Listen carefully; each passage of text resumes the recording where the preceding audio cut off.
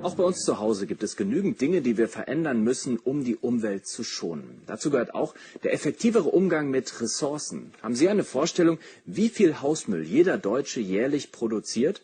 Es ist erschreckend, aber es sind etwa 520 Kilo. Und die Entsorgung ist ein weltweit wachsendes Problem.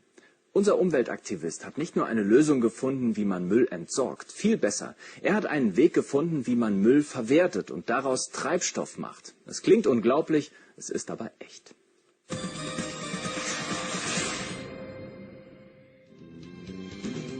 Unser Weg zum echt Umweltaktivisten führt diesmal ins Erzgebirge.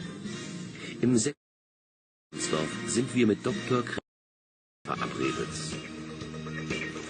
Hallo, kommen Sie rein. Denn dieser Mann hat einen ganz besonderen Faible für... So, was hätten wir denn da? Müll. Was er daraus macht, klingt wie ein Wunder. Alles dieses vor mir enthält Kohlenwasserstoffe. Das sind biologische Kohlenwasserstoffe und das sind mineralische Kohlenwasserstoffe, also Kunststoffe. Aus all diesen Stoffen lässt sich Diesel herstellen. Der promovierte Chemiker erzählt hier keinen Müll. In Kanada, Mexiko, den USA oder Spanien produzieren seine Anlagen bereits Diesel aus Müll. Bis zu 48 Tonnen täglich. Nur in Deutschland zögert man noch. Dabei sind die Herstellungskosten mit 30 Cent pro Liter durchaus markttauglich. In seiner Versuchsanlage in zeigt uns Dr. wie dieses Wunder gelingt. Vorsortiert und zerkleinert erreicht der Müll die Dieselproduktion. Das ist derjenige Anteil, aus dem jetzt Metall, Glas und Keramik schön raussortiert ist. Er ist zerkleinert und enthält nur noch die 3 Komponenten Kunststoffe, Papier und den organischen Anteil. Also alles, was Kohlenwasserstoffe enthält. Ab geht's in die weltweit einzigartige Dieselaufbereitung. Der Müll wird darin zunächst mit ein wenig Öl vermengt. Klar, zur Umwandlung ist der ölige Müllbrei aber erst mit einem speziellen Katalysator. Ein weißes Pulver aus Aluminium, Silikat und Natrium. Es setzt Prozesse in Gang, die der Erdölentstehung auf unserem Planeten ähneln. Genauso wie das Erdöl mit Katalysatoren entstanden ist, brauchen wir natürlich für unsere Umwandlung, die dem Erdölprozess nachempfunden ist, auch einen Katalysator.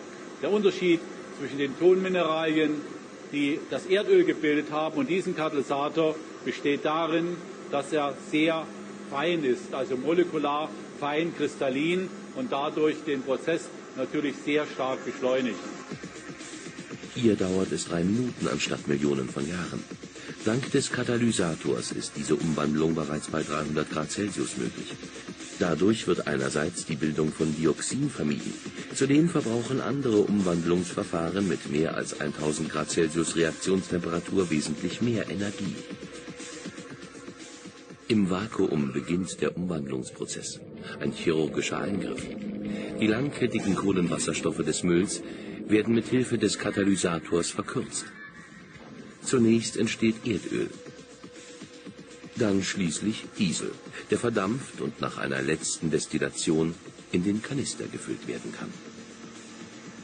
Zurück bleibt außerdem Asche, die zum Teil als Dünger weiterverwertet werden kann. Doch weitaus größer ist die Dieselausbeute. Aus 100 Kilogramm Flachsspänen werden 40 Liter. 100 Kilogramm zerkleinerte Altreifen 60 Liter. Aus 100 Kilogramm Plastikmüll werden mindestens 80 Liter reiner Diesel. So werden selbst Müllberge zu Energiereserven der Zukunft. Mit Sicherheit ist das, was uns an Kohlenwasserstoffen zur Verfügung steht, die Energiereserve der Zukunft. Und es wird sicher so sein, je knapper das Erdöl wird, umso interessanter werden alle anderen Stoffe, die man zu Erdölprodukten machen kann. Und das ist natürlich im Wesentlichen die Landwirtschaft. Aber auch die Müllberge enthalten sehr, sehr hochwertige Kohlenwasserstoffe. Es ist doch tröstlich, wenn wir vom Prinzipiellen her sagen können, das, was uns nachwächst, reicht aus für das, was wir verbrauchen mit der jetzigen Anzahl der Menschen, die hier auf der Erde leben. Muss weiter, hat mit seinem Diesel bereits 300.000 Kilometer zurückgelegt. Neue Anlagen in Polen und Bulgarien sollen gebaut werden. In Indien und den USA warten Großaufträge. Nur auf den Startschuss in Deutschland wartet unser Umweltaktivist noch vergeblich.